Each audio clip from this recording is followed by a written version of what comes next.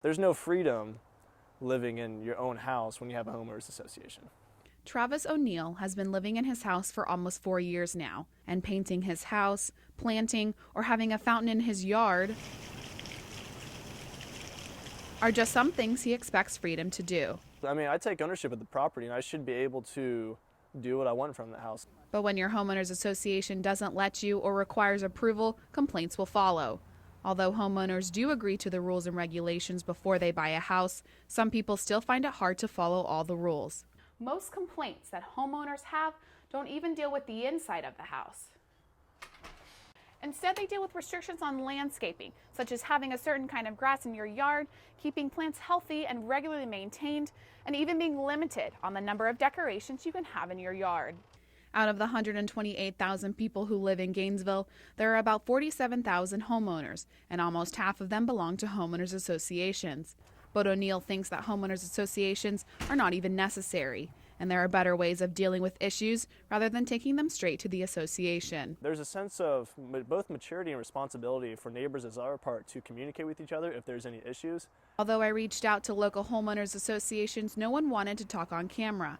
But a manager from the Hale Plantation Association did tell me that their purpose is to protect property values, even if people don't agree with some of the rules.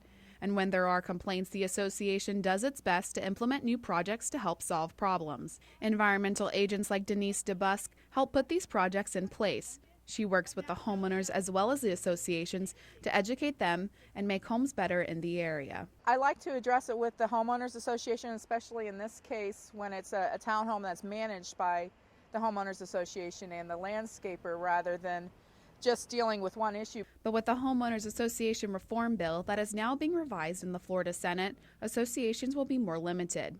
Senator Alan Hayes, who proposed the bill, says it will allow the Department of Business and Professional Regulation to oversee the homeowners associations in Florida and make it easier to solve problems.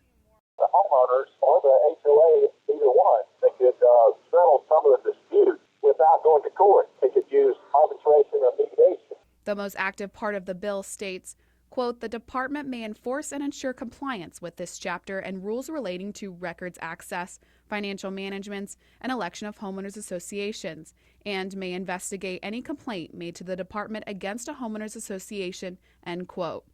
But O'Neill isn't convinced that the bill will even help. It would be nice to see how, like within the next 2 years, how that kind of, when the bill gets passed, like how that helps out with homeowners association regulation and control of power. Laura Peevler, WUFT News.